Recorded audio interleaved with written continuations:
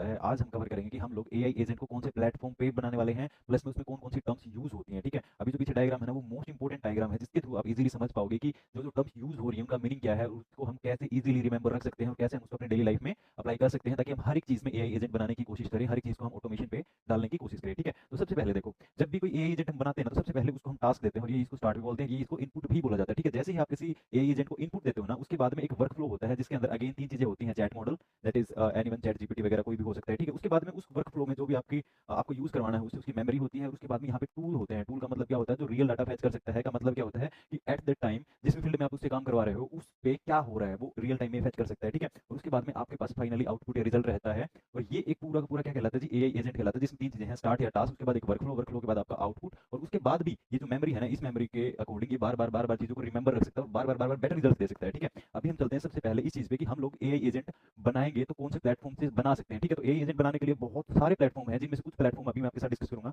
तो सबसे पहला जो प्लेटफ़ॉर्म है ना, वो मेक.com है, जहाँ से हम एआई एजेंट बना सकते हैं। Second is Zapier and third is your LangChain and final is your N8N, जिसका हम यूज़ करने वाले हैं, बिकॉज़ ये मोस्ट वर्सेटाइल वेब ऐप है, जिसके अंदर हर एक चीज़ आपको ईज़िली, जो बिगिनर होता है ना, उसको कनेक्ट कर पाता है, ईज़िली उसको समझ पाता है और ईज़िली उसको एग्ज़ीक्यूट कर पाता है, ठीक है? तो हम जो काम करने वाले हैं सिर्फ़ और सिर्फ़ N8N पे करने वाले हैं। स्टार्टिंग में जो बिगिनर हैं, उनके लिए ईज़ी होता है समझने के लिए, इसलिए हम लोग इस पे काम करने वाले हैं, ठीक है? तो N8N है, उसको आप 2 तरीके होते हैं जिसके थ्रू आप यूज़ कर सकते हो। सबसे पहला तो क्लाउड। क्लाउड का मतलब होता है कि आपका जो पूरा-पूरा एग्ज़ीक्यूशन या फिर आपने जो भी स्टार्ट किया है ना, वो सारा का सारा क्लाउड पे होता है। मतलब उसमें ज़्यादा आपका जो सिस्टम है, वो बहुत ज़्यादा हेवी नहीं चाहिए होता आपको। आप ईज़िली जो भी आप टास्क एग्ज़ीक्यूट करवा रहे हो, वो ऑनलाइन रहती है, मतलब सर्वर पे, क्लाउड पे रहती हैं, जिससे आपके सिस्टम पे जो बर्डन नहीं पड़ता और ये बिगिनर फ्रेंडली रहता है और ईज़ी रहता है यूज़ करने के लिए वो बिगिनर्स के, ठीक है? बट ये पेड होता है। क्या होता है जी ये?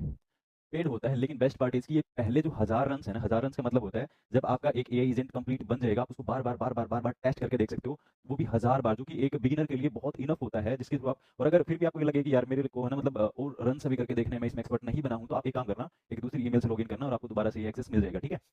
दूसरी चीज़ जो आती है जिसको आप यूज़ कर सकते हो, दैट इज़ लोकली। लोकली का मतलब क्या होता है? आपका सिस्टम इतना हैवी होना चाहिए जो कि कस्टमर के पूरे डेटा को हैंडल करे और इसके जो वर्क फ्लोज़ हैं उनको ईज़िली हैंडल कर पाए। मतलब क्या? आपका सिस्टम स्ट्रॉन्ग होना चाहिए, ठीक है? बट ये हार्ड होता है एग्ज़ीक्यूट करना, क्योंकि इसमें हर एक चीज़ आपको अप्लाई करनी पड़ती है, लेकिन इसमें जितने भी रन आप करोगे, वो सारे के सारे फ्री रहेंगे। लेकिन ये जो है वो बिगिनर्स के लिए नहीं रहता है। ये होता है उन लोगों के लिए जो पेड में यूज़ करते हैं, मतलब दूसरे लोगों को बना-बना के देते हैं, जिनको कस्टमर्स का डाटा सेफ रखना होता है। सेफ उसमें भी रहता है, बट उसके अंदर आपके पास एक लिमिटेड एक्सेस रहता है, ठीक है? बट जो बिगिनर्स के लिए सही रहेगा, वो रहेगा आपके पास क्लाउड वाला, ठीक है? अब क्वेश्चन आता है जी, N8N का मतलब क्या होता है? N8N का मतलब होता है नोड टू नोड। ये जो है ना, N के बाद 8 आ रहा है, वो इसलिए आ रहा है बिकॉज़ नोड और नोड में 8 लेटर्स बनते हैं, ठीक है? तो इन्होंने क्या किया, N8N जो है नाम रख दिया। N8N का मतलब क्या होता है?